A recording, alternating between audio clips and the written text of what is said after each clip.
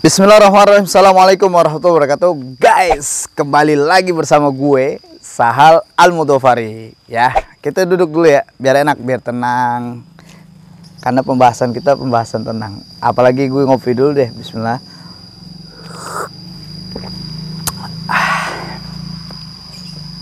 Islamofobia, kafirfobia, radikalfobia ini adalah bentuk intoleran. Guys, ingat gak bagaimana piagam Jakarta, bagaimana ulama-ulama terdahulu telah mengajarkan kita sebenarnya hidup bergandengan, berdampingan dengan umat-umat beragama lain. Ini nggak masalah, guys. Sehingga kenapa gua angkat ini? Karena belum lama ini resolusi PBB combat Islamofobia, serang, lawan orang-orang yang menyerang Islam. Kenapa? Kenapa hanya untuk Muslim? Ingat gak? Bagaimana dulu di zaman Rasulullah SAW, ketika wanita muslimah kemudian ditarik bajunya, ditarik jilbabnya oleh orang Yahudi suku Bani Koinuko. Akhirnya apa yang dilakukan Rasulullah? Bakar pasar itu. Sekarang ada nggak muslimah digituin? Ada. Cuman kita nggak bakar pasar, guys. Ya, ini adalah bentuk intoleran. Jadi harus kita pahami bersama bahwasanya lu semua, lu mau pakai baju gomis, saup ya, lu mau jenggotan, celana lu mau cingkrang, kemudian lu dinyinyirin sama dia, lu bilang lu yang intoleran sebenarnya, lu Islamofobia. Lawan, guys. Kenapa? Karena ada statement dari PBB combat Islamofobia. Jadi mereka harus paham itu, mereka harus sadar itu. Ya, ingat nggak dulu 2001 ya, World Trade Center, gedung kembar, bagaimana proses terjadinya? Deng, seret, runtuh. Sejak itulah kemudian Islamofobia dimainkan di dunia. Tapi saat ini udah nggak begitu, guys. Saat ini combat Islamofobia dari resolusi PBB ini menguntungkan kita umat Islam sebenarnya. Ya, melek matanya. Ingat nggak? Dulu di zaman Rasulullah SAW, ketika awal mula Rasulullah berdakwah, tapi secara sembunyi-sembunyi. Ini awal mula kita lihat Islamofobia di zaman Rasulullah SAW.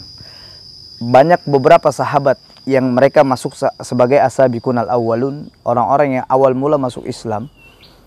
Salah satunya ada Sa'ad bin Abi Waqqas dan sahabat-sahabat Nabi yang lainnya. Di Mekah, mereka pada saat ingin ibadah itu harus bersembunyi jauh dari keramaian. Nah, ini awal mula pertumpahan darah terjadi Islam dengan kafir Quraisy di saat itu di Mekah. Ini pada saat dakwah sembunyi-sembunyi. Kenapa? Karena pada saat mereka sholat, kebayang nggak? Pada saat mereka sholat, kemudian ketika sholat diejek dengan lontaran-lontaran hinaan, cacian, makian, kemudian mereka dipukulin, dilempar batu sampai berdarah-darah. Ini Islamofobia di zaman Rasulullah SAW. Artinya adalah ketika sejarah mencatat tentang Islamofobia, ini akan terus berlangsung. Karena sejarah itu akan terulang, guys. Di Indonesia saat ini banyak contohnya. Cuman gue mau angkat satu contoh yang masih hangat dalam perbincangan, guys. Ingat gak lo kemarin? Pendeta Saifuddin yang dia bilang hapus 300 ayat Quran. Ketakutan kan dengan Islam? Apa urusannya hapus Quran? Apa urusannya hapus ayat-ayat Quran? Nggak ada. Ini adalah Islamofobia. Ini adalah bentuk intoleran terhadap Islam. Makanya kalau kita lihat yang intoleran sebenarnya siapa? Ya, yang intoleran sebenarnya siapa? Ini berlaku untuk semua lapisan masyarakat. Mau dia orang bawah kah, orang-orang yang nggak punya, orang-orang nggak mampu, para duafa, kemudian orang-orang menengah ke atas, orang berpendidikan akademisi, terus pejabat, ini berlaku untuk mereka. Jadi ketika Islam kita nih dinyinyirin, Arab banget lu, ikutin budaya Arab, lu intoleran. Dan lu melanggar resolusi PBB. combat Islamophobia.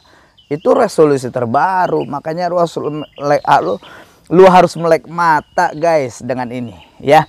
Pesan gua buat lu semua guys, kita kawal bareng yuk, kita jagain bareng negara ini, bangsa ini. Jadi kalau lu lihat ya medsos lu, ada orang yang bermainkan narasi kemudian mendiskreditkan Islam, mendiskreditkan kita kaum muslimin, maka ini adalah bentuk intoleran Islamophobia. Tahu nggak? Mereka ini sedang melawan resolusi PBB, combat Islamophobia. Kita kawal bareng-bareng ya, kita jagain bareng-bareng. Gue lupa. Jangan lupa share sebanyak-banyaknya agar banyak masyarakat yang tahu bahwasanya resolusi PBB combat Islamophobia. Jangan sampai nggak di-share, oke? Insyaallah. Barakallahu fikum. Wassalamualaikum warahmatullahi wabarakatuh.